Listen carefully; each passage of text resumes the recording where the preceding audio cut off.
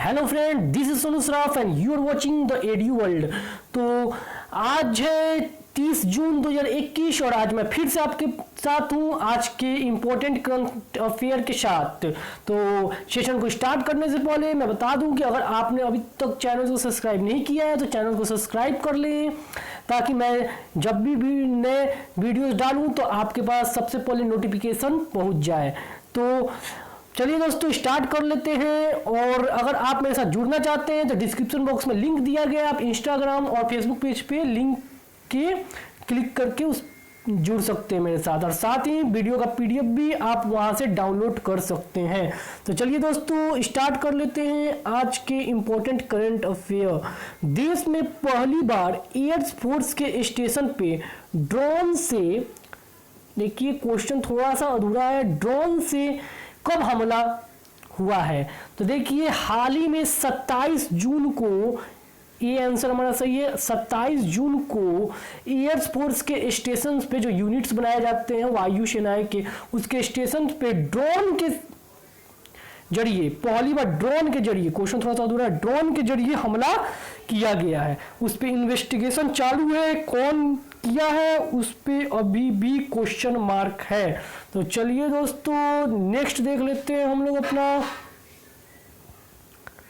तो नेक्स्ट है हमारा, देश में पहली बार एयरफोर्स स्टेशन पर 27 जून 2021 को कहां हमला हुआ है? तो पहला वाला ही क्वेश्चन था कि कब हमला हुआ है, तो मैंने बताया 27 जून 2021 को। अब कहां हुआ है तो मैंने उसमें नहीं बताया, तो अब देख लीजिए जम्मू में ये हमला किया गया है। ठीक है, 27 जून 2021 को देश में पहली बार एयरफोर्स के स्टेशन पे ड्रोन के जरिए जम्मू पे हमला किया गया है। तो बात है जम्मू का, तो देख लेते हैं हम लोग जम्मू के बारे में। तो ये देखिए हमारा यहाँ पे जम्मू कश्मीर, यहाँ पे आप लोग देख पा रहे हैं। ठीक है, यहाँ अक्साई चीन है, यहाँ पे हमारा जम्मू कश्मीर है। तो देखिए जम्मू कश्मीर के बारे में और भी ज़्यादा हम लोग यहाँ पे देख लेते हैं। जम्मू कश्मीर है यूनियन टेरिटरी, इसका कैपिटल मई से अक्टूबर तक श्रीनगर है। ठीक है, और नवंबर से अप्रैल तक इसका कैपिटल जम्मू है। ठीक है, डिस्ट्रिक्ट यहाँ पे 20 है। ठीक है, बात करें कि यहाँ पे दोस्तों जरा देख लीजिए, बात करें कि यहाँ पे चीफ मिनिस्टर के पोस्ट पे भी कौन है, तो ये अभी वैकेंट है। ठीक है, अभी इसे राष्ट्रपति शासन के तहत चलाया जा रहा है। बात करें यहाँ पे पार्लियामेंट्री कॉन्स्टिट्यूंसी को, तो यहाँ पे राज्यसभा की सीट 4, लोकसभा की सीट 5 है। हाईकोर्ट की बात करते हैं, यहाँ जम्मू कश्मीर हाईकोर्ट है। ठीक है, तो चलिए दोस्तों ये याद रखिए आप लोग। तो चलिए हम अपना नेक्स्ट देख लेते हैं। नेक्स्ट है हमारा, नेक्स्ट है दुनिया का सबसे ऊंचा रेलवे ब्रिज कहां बनाया जा रहा है? देखिए दुनिया का सबसे ऊंचा रेलवे ब्रिज बनाया जा रहा है, तो वो है, आपको चीन लग रहा होगा लेकिन चीन नहीं होगा, भारत के जम्मू कश्मीर में ही बनाया जा रहा है दुनिया का सबसे ऊंचा रेल ब्रिज। जी हाँ दोस्तों, इसको याद रखिए, इंपॉर्टेंट क्वेश्चन है। जम्मू कश्मीर के बारे में बेसिक इंफॉर्मेशन अभी हम लोग जस्ट देख चुके हैं, मैप में भी हमने देखा वो कहाँ पे है, और प्लस उसके बेसिक इंफॉर्मेशन, उसके प्राइम मिनिस्टर्स को देखे, कैपिटल्स को देखे, उसको याद रखिए। ठीक है, कितने जिले हैं, कितने विधानसभा सीट है। दुनिया का सबसे ऊंचा ब्रिज किस नदी के ऊपर बन रहा है? तो अभी मैंने बताया कि जम्मू कश्मीर में दुनिया का सबसे ऊंचा रेल ब्रिज बनाया जा रहा है। ठीक है, रेलवे ब्रिज बनाया जा रहा है। और यहाँ पे मैंने बोला दुनिया का सबसे ऊंचा, यहाँ पे क्वेश्चन में अधूरा है रेलवे ब्रिज, तो वहां सा टेक्निकल के द्वारा गड़बड़ है, उसको आप देखना। रेलवे यहाँ पे लगाएंगे, सबसे ऊंचा ब्रिज नहीं, तब ये क्वेश्चन दूसरा हो जाएगा। ठीक है, यहाँ पे हम लगाएंगे दुनिया का सबसे ऊंचा रेलवे ब्रिज किस नदी के ऊपर बनाया जा रहा है? तो वो कहां बनाया जा रहा है? अभी मैंने जस्ट बताया, भारत के जम्मू कश्मीर में बनाया जा रहा है, और वो चेनाब नदी के ऊपर बनाया जा रहा है, बन रहा है। तो चलिए दोस्तों अब हम लोग अपना नेक्स्ट देख लेते हैं। ठीक है, ये फोर्थ का ही 3 ऑप्शन आपको यहाँ पे दिख रहा है और एक ऑप्शन यहाँ पे ब्रह्मपुत्र नदी है। आप लोग पीडीएफ जब डाउनलोड करें तो उसमें आप लोग मैनेज करके समझ जाएंगे। हाल ही में हुए जम्मू पर ड्रोन हमला का जांच भार किसके द्वारा उठाया गया? तो मैंने बताया अभी जम्मू पे अभी ड्रोन हमला किया गया है, तो उसका जो जांच है उसका जांच कौन कर रहा है? डेफिनेटली जो हमारा केंद्र सरकार है उसने आदेश दिया जांच का, लेकिन उसका जांच कर कौन रहा है? तो देखिए नेशनल इन्वेस्टिगेशन एजेंसी NIA इसका जांच कर रही है। ठीक है, तो बात करें नेशनल इन्वेस्टिगेशन एजेंसी की जो जांच कर रही है ड्रोन हमला का, तो उसका फॉर्मेशन हुआ था, उसका कॉमन नाम है NIA से हम लोग जानते हैं उसको। ठीक है, जिसका फुल फॉर्म है नेशनल इन्वेस्टिगेशन एजेंसी, आप लोग यहाँ पे देख पा रहे हैं। और ये जो है गवर्नमेंट ऑफ इंडिया के तहत काम करती है और इसे हम लोग SSC के जरिए एग्जाम क्वालिफाई करके जा सकते हैं। तो चलिए दोस्तों नेक्स्ट इसमें और भी देख लेते हैं। ये फॉर्म हुआ था 2009 में, इसमें 449 के करीब में अभी एम्प्लॉई है, अभी घट बढ़ भी सकते हैं। ठीक है, एनुअल बजट इसका $16 मिलियन है। ठीक है, तो चलिए दोस्तों और देख लेते हैं। चलिए यहाँ पे देख लेते हैं, इसका हेडक्वार्टर की बात करें तो न्यू दिल्ली इंडिया में है। ठीक है, ये होम मिनिस्ट्री के तहत काम करता है, गवर्नमेंट ऑफ इंडिया के होम मिनिस्टर बॉडी के तहत ये आता है। ठीक है, होम मिनिस्ट्री के तहत ये काम करता है। एजेंसी एक्सिक्यूटिव अभी है केसी मोदी IPS डायरेक्टर जनरल, ये आपको याद रखना है, वेरी इंपॉर्टेंट। तो चलिए दोस्तों देख लेते हैं अब हम अपना नेक्स्ट मैंने अभी बताया।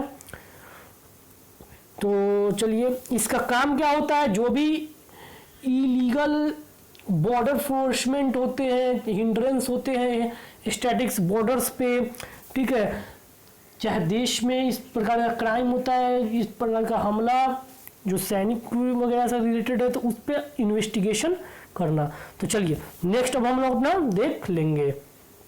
तो नेक्स्ट है हमारा, हाल ही में सरकार ने FAME 2 योजना को कब तक बढ़ाने का फैसला लिया है? तो देखिए ये FAME 2 योजना को 2024 तक बढ़ा दिया गया है। तो फिर अब ये बात आती है कि FAME 2 योजना क्या है? तो देखिए FAME 2 योजना के तहत सरकार जो है इलेक्ट्रिक व्हीकल्स पे लोगों को प्रोत्साहित करने के लिए उनको सब्सिडी प्रोवाइड कराएगी।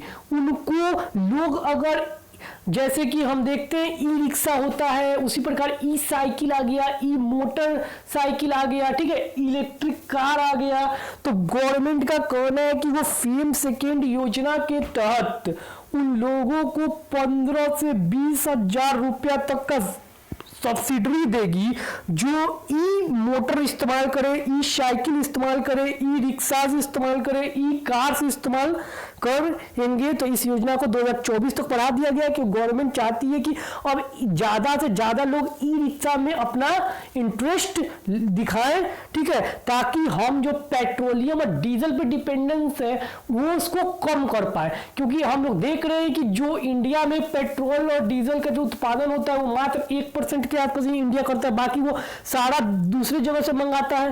और वो सारे देश पे इंटरनेशनली क्या हो चुका है कि तेल का दाम बढ़ चुका है, ठीक है, तो तेल का दाम बढ़ चुका है तो ऑटोमेटिक हमें तेल के दाम में बहुत ज्यादा ऊंचाई देखने को मिल रहा है, ठीक है, तो बहुत ज्यादा तेल के दाम में अब यहाँ पे ऊंचाई देखने को मिल रहा है। तो अब गवर्नमेंट के पास सिर्फ यही ऑप्शन है, तो आने वाले 3 से 4 साल में गवर्नमेंट को इस प्लान पे और तेजी से काम करना होगा। डिपेंडेंसी जितना कम होगा हम उतना सस्ता तेल का रेट कर पाएंगे, अदरवाइज कोई भी इसका रास्ता नहीं है। तो चलिए सरकार ही मजबूर है। तो चलिए नेक्स्ट देख लेते हैं हम लोग, किस केंद्र शासित प्रदेश में 40 साल बाद पहली बार किसी महिला ने मुख्यमंत्री पद के लिए शपथ ली है? देखिए 40 साल बाद पहली बार किसी महिला ने मुख्यमंत्री पद के लिए शपथ लिया है, वो भी केंद्र शासित प्रदेश में, ठीक है, तो कौन सा वो केंद्र शासित प्रदेश है? तो पौंडुचेरी। जी हाँ दोस्तों, और वो महिला मुख्यमंत्री का नाम है चंदिरा प्रियंका। यहाँ पे आप देख रहे हैं चंदिरा प्रियंका। उन्होंने 40 साल बाद वो बन गई है देश की पहली मुख्यमंत्री जो कि केंद्र शासित प्रदेश में शपथ ली है। तो चलिए दोस्तों, तो हम लोग देख लेते हैं पौंडुचेरी के बारे में। पौंडुचेरी, तो यहाँ पे देखते हैं हम लोग, यहाँ पे हमारा पौंडुचेरी है।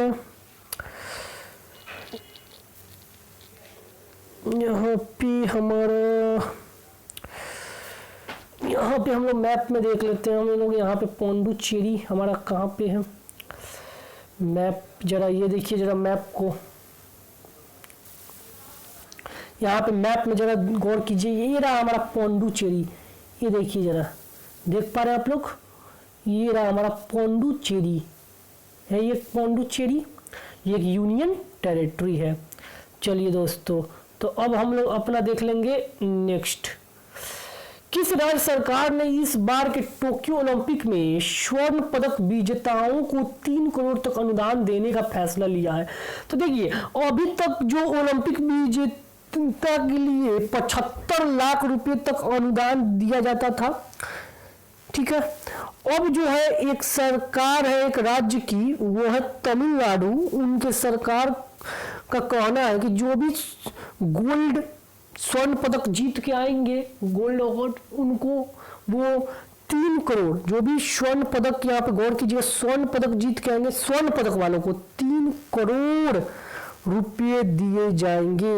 गवर्नमेंट चाहती है कि जीत के आए ताकि देश का नाम और उनके राज्य का नाम रोशन हो, और इसके लिए वो प्रोत्साहन बढ़ा रही है और 3 करोड़ रुपए देने का बड़ा फैसला ले लिया है। तो चलिए दोस्तों, बात करते हैं हम अब तमिलनाडु का, अपना प्यारा सा तमिलनाडु। ये देखिए साउथ का डेवलप्ड राज्य है। तो देख लीजिए यहाँ पे जो ज्योग्राफी थोड़ा समझते हैं, वो जानते हैं 13.0 डिग्री नॉर्थ और 18.27 degree east latitude and longitude को दिखा रहा है। यहाँ पे देखिए फॉर्मेशन 26 जनवरी 1950 को हुआ था। कैपिटल एंड लार्जेस्ट सिटी इसका चेन्नई है, कैपिटल भी है, लार्जेस्ट सिटी भी है, ठीक है, बेहतरीन सिटी है। Largest metro greater Chennai metropolitan area है। चलिए, डिस्ट्रिक्ट यहाँ पे 38 है, और भी देख लेते हैं। Body government of Tamil Nadu, governor Banwarilal purity है, चीफ मिनिस्टर एम.के. स्टालिन है, ठीक है, DMK. Short legislature union 234 seats है, ठीक है। बात करें लोकसभा सीट तो 39 है, राज्यसभा सीट तो 18 सीट है। चलिए, हाई कोर्ट का बात करें तो मद्रास हाई कोर्ट है। चलिए, एरिया रैंक का बात करें तो 1,30,58 किलोमीटर स्क्वायर एरिया में फैला हुआ है, जो कि 10वां रैंक पे आता है पूरे भारत के राज्य और यूनियन टेरिटरी को मिलाकर। बात करें टोटल पॉपुलेशन की तो ये रहा पॉपुलेशन, और ये 6ठा स्थान पे आता है पॉपुलेशन डेंसिटी के, तो 550 किलोमीटर पर स्क्वायर है, ठीक है। पर स्क्वायर किलोमीटर पे 550 लोग रहते हैं, इसका मतलब हुआ। चलो नेक्स्ट, किस होटल ग्रुप को दुनिया का सबसे मजबूत होटल ब्रांड टैग दिया गया है? इसको थोड़ा जूम कर लेते हैं, हम थोड़ा जूम कर लेंगे। देखिए, किस होटल ग्रुप को दुनिया का सबसे मजबूत होटल ब्रांड दिया गया है? तो वो है टाटा ग्रुप को, जिसका टाटा ग्रुप का एक ताज होटल है भारत में, जिस पे हमला हुआ था 2011 में, ठीक है। उसके साथ साथ टाटा का दुबई में भी उसका ब्रांच है होटल्स का, उसी के साथ साथ टाटा का नेपाल में और भी बहुत से कंट्रीज में उसके होटल्स हैं। तो टाटा ग्रुप को दुनिया का सबसे मजबूत होटल ब्रांड का टैग दे दिया गया है। बहुत ही बेहतरीन इसका क्या सेवा है टाटा ग्रुप का होटल के बिहाफ में, इसलिए उनको मिल गया है दुनिया का सबसे मजबूत होटल ब्रांड का टैग। तो चलिए दोस्तों हम लोग अपना देख लेते हैं लास्ट वाला इंपॉर्टेंट करंट अफेयर। हाल ही में किसी 20वीं सदी के सबसे बड़ा दानवीर पुरुष कहा गया है।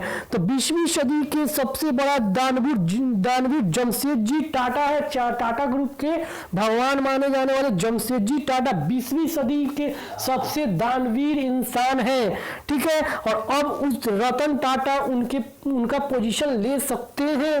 तो चलिए दोस्तों अब हम लोग इसी के साथ लास्ट वाला अपना देख लेते हैं। एक और है, इसको भी देख लीजिए, ठीक है। मानते हैं कि हमारे पास समय कम है, लेकिन फिर भी चलिए इसको भी देख लेते हैं। हाल ही में किस देश ने 2033 तक मंगल ग्रह पे अपना क्रू मिशन भेजने की घोषणा की है? तो इसका सही उत्तर होगा चीन। चीन ने 2033 तक मंगल ग्रह पे अपना क्रू मिशन भेजने की घोषणा की है। तो ये क्रू मिशन क्या है दोस्तों? तो क्रू मिशन का मतलब है कि चीन जो है मंगल ग्रह पे अपने लोगों को, अपने साइंटिस्टों को उसमें भेजेगा रिसर्चेज के लिए, फर्दर रिसर्चेज के लिए। तो चाइना ने ये घोषणा आधिकारिक रूप से कर दी है। तो चलिए दोस्तों अब देख लेते हैं हम लोग हमारा चाइना कहाँ है। तो ये रहा हमारा देश, प्यारा देश भारत, और ये रहा चाइना। तो चलिए दोस्तों ये देख लीजिए, कैपिटल चाइना के बीजिंग है। चाइना की लार्जेस्ट सिटी संघाई है, और संघाई लार्जेस्ट सिटी होने के साथ साथ चाइना की सबसे जनसंख्या वाला और डेंसिटी की दृष्टि से भी सबसे ज्यादा डेंसिटी वाला शहर है। तो चलिए यहाँ पे हम लोग अपना लास्ट देख लेते हैं। बात करें चाइना के प्रेसिडेंट की, तो शी जिनपिंग अभी वह चाइना के प्रेसिडेंट है। तो ठीक है दोस्तों, मिलते हैं फिर हम लोग अपने नेक्स्ट सेशन में। बने रहिए हमारे साथ। धन्यवाद। जय हिंद, जय भारत।